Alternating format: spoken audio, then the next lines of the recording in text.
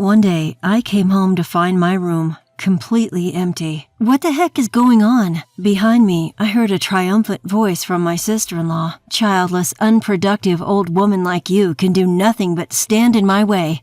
Get out. Sister-in-law was trying to move me out and take over my parents' house. I was single. That is ridiculous. I'll thoroughly investigate your wicked scheme. My name is Catherine. I'm a single 40-year-old office worker. It's not that I've never met someone good, but for various reasons, I ended up never getting married. Sometimes I feel lonely, but, well, that's life. I've reached the age where I can accept that marriage isn't everything. Being single is indeed carefree. Plus, there's a matter of taking care of my parents. I have one older brother, but he lives far away from our parents' home. My brother left our hometown to pursue his career, and since our father passed away 3 years ago, my mother had to live by herself. Living not too far from my parents' home, I became concerned about my elderly mother and decided to take the plunge and live with her. Now it's just the two of us, 2 women, enjoying our peaceful days. However, my mother, whose mind is still sharp, broke her leg a year ago and has become disabled. She has difficulty walking with a cane, and she mostly moves around by car or wheelchair. She's somewhat disabled in the house as well, and has become in need of care. Because I am single and able to live with her, she has been taken care of. If I were married and living elsewhere or living far away, it would have been quite difficult, so I guess it's been all right that I'm still single. Yeah. That said, while I'm content with my life, there's someone who's not happy about it, my sister-in-law. My brother married a woman who is much younger than him, so even though she is a sister-in-law, she is younger than me in her early 30s, a young sister-in-law. My brother's family lives far away, but they come home for the holidays like Christmas and summer vacation. However, for some reason, every time they visit, the sister-in-law is harsh towards me. This past Christmas, when my brother's family came to visit us, the sister-in-law came over and whispered in my ear, "Catherine, still mooching off your parents, I see." What? No, I'm not exactly mooching off them. Living at your parents' home at 40 years old and being single, if that's not a parasite, I don't know what is. Is that so? Yes, I'm raising 3 children, you know. Do you get what I mean? What do you mean? The population of our state is decreasing, isn't it? Our family is contributing to the population increase. Singles like you are truly harmful. Harmful?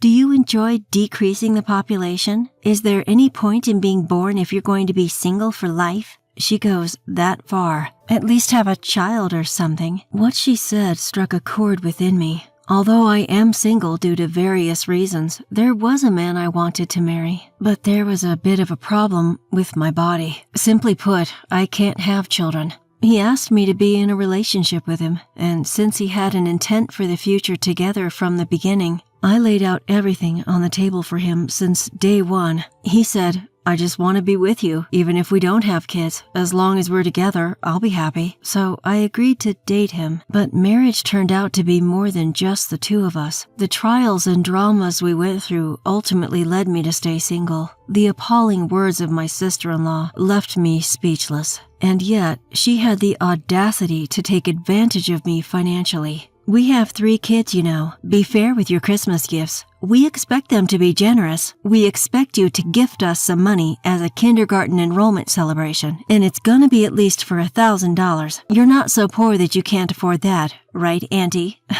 Don't you want to provide a proper education for the kids?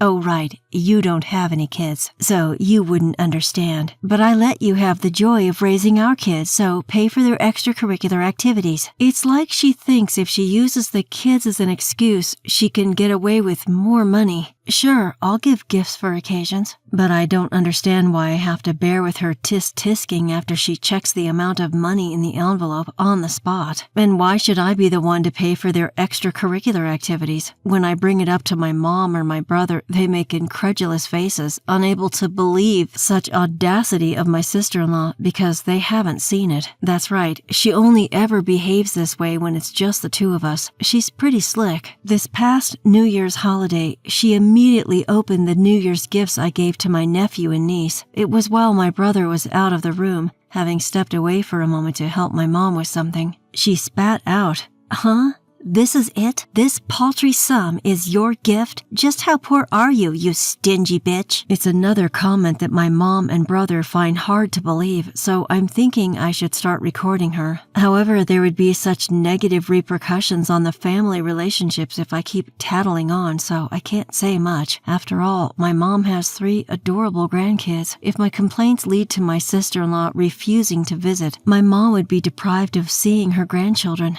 That would be too sad for my mom, so I just need to be quiet. If I can just dismiss her harsh remarks, everything will settle down. That's what I thought, until the situation completely changed one day. It was a weekday when my sister came over. It was during the week, so my brother was at work and I was working from home. My mom was at a senior daycare center. The kids were at the daycare and they were going to their maternal grandparents straight after. My sister-in-law was visiting me alone. I was wondering why she was here on such an unusual day. Then she got right down to business. You know, I've been thinking that we should move in here. Excuse me? Talk about a bolt from the blue. What on earth is she trying to say? You mean move in? That's what I said. We've been thinking of moving in here. Who's we? Our family. Where exactly? Don't make me repeat myself. Into this house. Why? Because I'm pregnant with our 4th child. What? In my brother's family, they already have 3 kids. The oldest is in early elementary school. The middle one is a kindergartner, and the youngest just started preschool. Even though they already have 3 kids, they're having a 4th. I can't help but be impressed. However, they currently live near the sister-in-law's parents' house, so they probably get help with the kids like today. If so, what's the advantage of moving over here? John's gonna be transferred here, that's why. John is my brother. Oh, I remember my brother mentioning something like that. Apparently a branch office is going to open here in our hometown. Who wants to go to the branch office?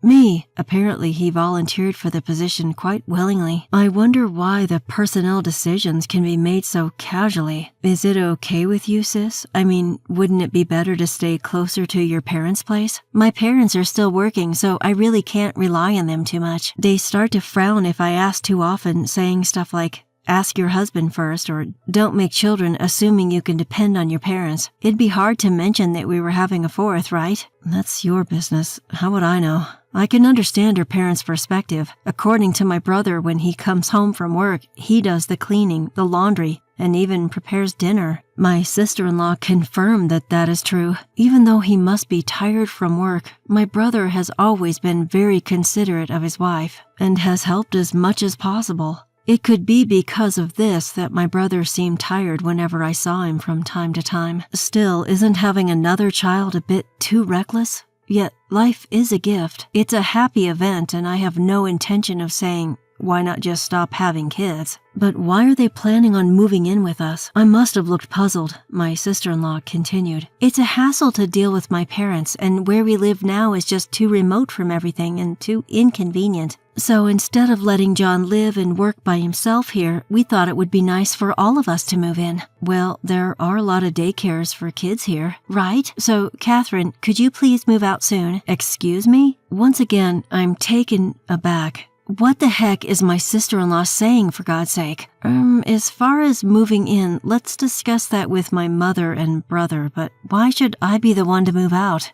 Think about it. We're going to be a family of 6 soon, right? That's true. So isn't this house going to be too small? Well, that's true. Well, I suppose so. That's why I'm telling you to get out. No, I don't understand what you mean. Having 6 in the family is a lot, but it's not impossible for 8 of us to live together, including my mom and myself. Of course, when the kids grow up, it's impossible for all of them to live in an individual room, but I didn't think there was any point in worrying that far ahead. My sister-in-law, annoyed by my increasing confusion, raised her voice. I mean, come on. You're in the way. You, an old woman, can't even have kids. For our sake, get out. What? Oh, and don't move too far away, okay? You're still going to have to look after our kids. What? After ranting, she added, get out of here soon, and then went home. This needs a family meeting, yeah. That night, I told my mom about what Susan had said and called my brother. My brother told me that he'd arrange a separate house for his family. Sure, I've been traveling a lot for work, and I think it's been tough on Susan. That's why we were living near her parents' home in good old Nebraska. But is she really so bothered by the countryside? On the other end of the phone, my brother sounded confused.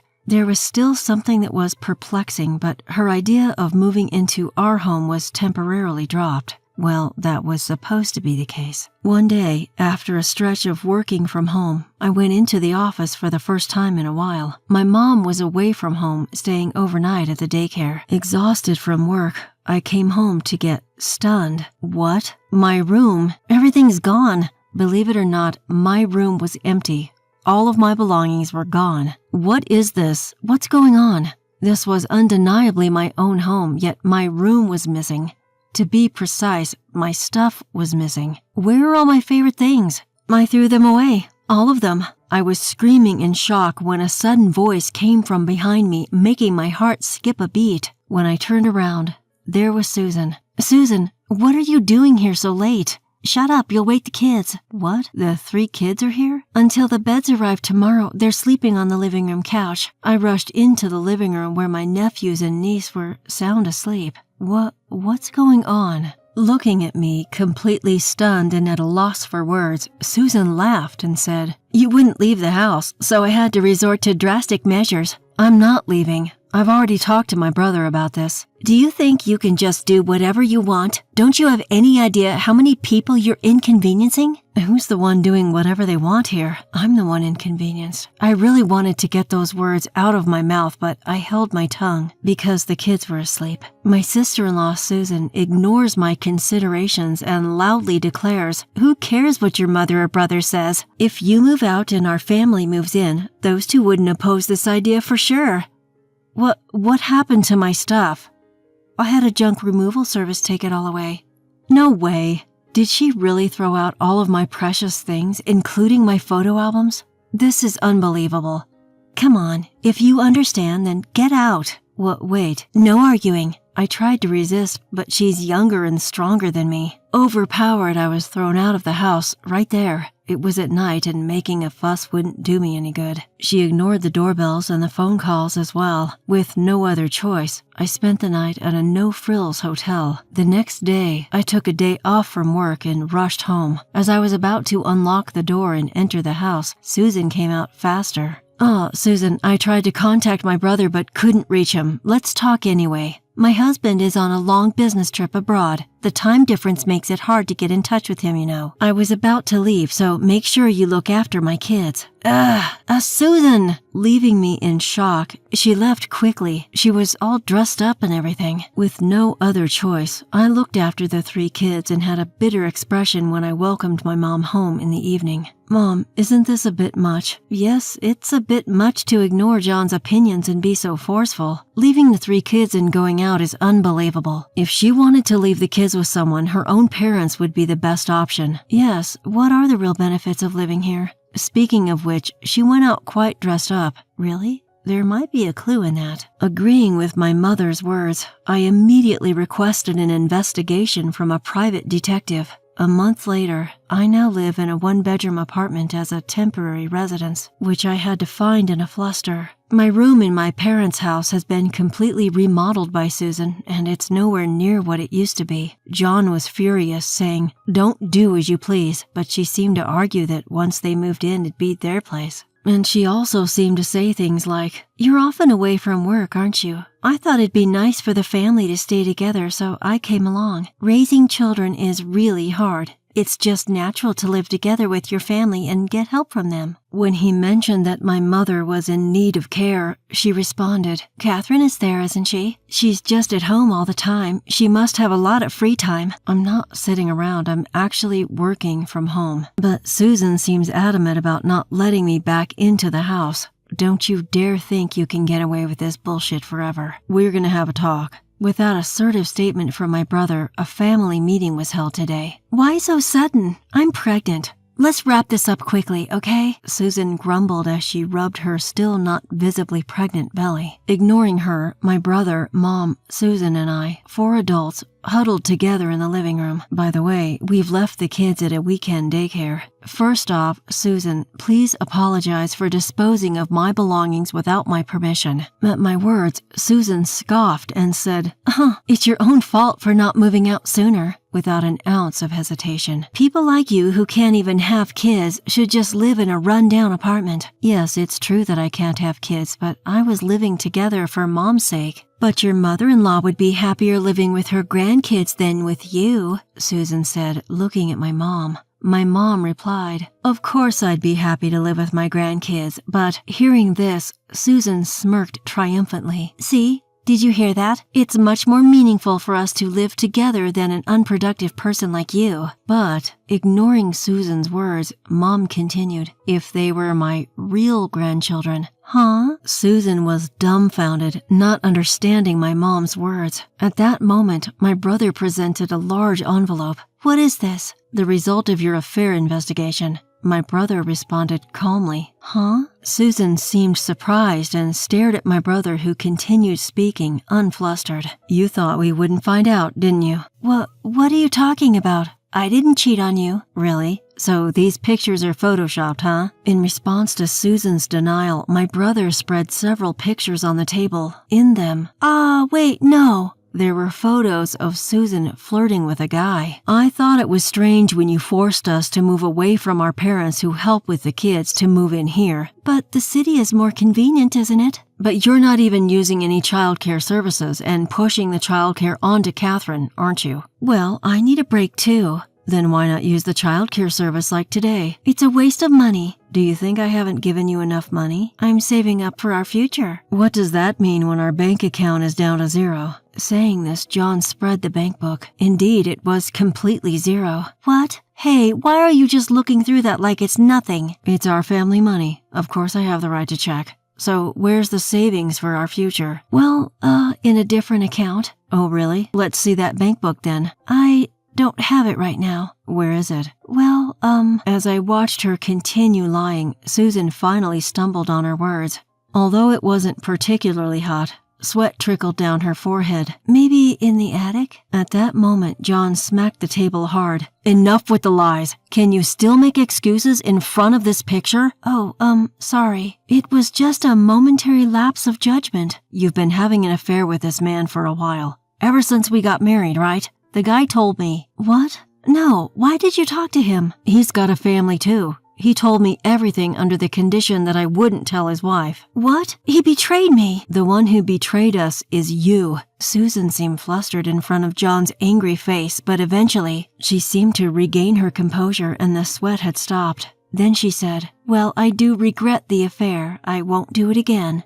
Of course not. But I think it's better not to divorce. It's better for the kids to be with their mother, and more importantly, I'm carrying a new life in my womb. You don't want to be apart from the child, do you? Looking at me, Susan continued.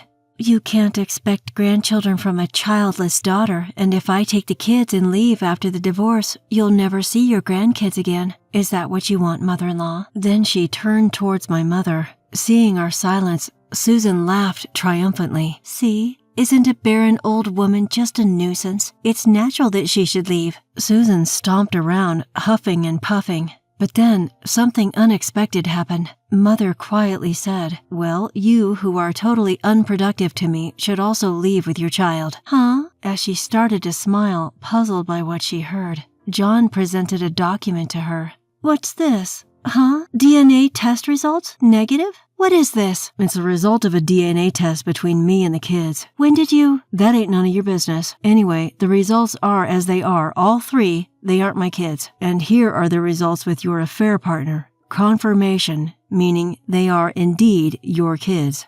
What? Huh? My kids ain't mine, meaning they're not my ma's grandchildren. They're complete strangers. No way. It ain't a lie. You knew it, didn't you? You knew, and you pulled a cuckoo move on me, didn't you? I didn't. That's what the other guy said. You said, it's sad that our children can't live together as a family, to him. Susan looked so pale, she might fall over at any moment. And then my mom gave the coup de grace. So you're a burden because you can't bear my son's children. Please pack up and leave with the kids and hurry. What? Are you going to throw us out into the street? Such young kids? You monster!" It was then that Susan cried out, trying to elicit sympathy. "The monster here is you." A different loud voice echoed through the room. Susan spun around and her eyes bulged. "Dad? Why are you here? And Mom too?" Yes, there stood Susan's real parents. "They've agreed to take all the children once I explain the situation." "You stupid daughter! Can there be a more disgraceful story as a parent?" I'm sorry." Apparently, Susan can't hold her ground against her father. Her face turned blue as she sobbed. "John, and to his mother, and Catherine, I'm really sorry for my stupid daughter. We'll definitely make her pay for the damages." Damages? Wait a minute. I can't afford that. Are you going to pay for me, Dad?" "No way. I'll front you, but you're paying me back even if it takes you a lifetime." So her father took Susan, who was seriously on the brink of tears, away without waiting for a reply. Her mom, who kept bowing deeply to us in apology, was quite memorable. Even though they're good parents, they raised such a daughter. Raising kids is tough, isn't it? I found myself musing about this in a rather carefree way. Then afterward, my brother John ended up getting a divorce without a hitch. The money for the alimony and what she had splurged on her infidelity was apparently paid off all at once by her parents. The kids were taken back to their grandparents' home. They had often been left there before, so it seems they're growing up just fine without any confusion. The kids didn't do anything wrong. John, who had always thought they were his real children, said this with a touch of sadness. "There's no way you can accept it when you're suddenly told they're not yours. I'm hoping that one day John's emotional wounds will heal." 3 years later, John found a good match and had his real child. But that's another story. As for my brother's ex-wife, Susan, she gave birth to her 4th child, and sure enough, when she tested it for peace of mind, it wasn't John's child. Under strict supervision of her parents, she seems to have been working like mad from morning till night for a while, but she seemed to continue her relationship with her lover undeterred. In the end, her affair was also exposed to her lover's wife. After the huge fight, more alimony was incurred, and it seems she was kicked out of the house by her parents. No one knows what became of her after that. As for me, I'm living peaceful days while taking care of my mom, same as always. In fact, the personal items she disposed of were all retrieved on the same day by contacting the waste disposal company. On such a peaceful day, a familiar face appeared before me. It's been a while. The person smiling before me was the guy I once thought of marrying. "I couldn't forget about you, and I have been single all this time. Even my parents finally gave in. They have a rather selfish reason. My brother got married and had a child. They told me I could do as I please about marriage. Caught off guard, he presented me with a ring. It may be too late, but I can't think of anyone but you. I want to help you take care of your mother, so could you please marry me?" Unable to hold back, my face crumpled in tears. Without hesitation, I jumped into his arms, where he held me with a gentle smile.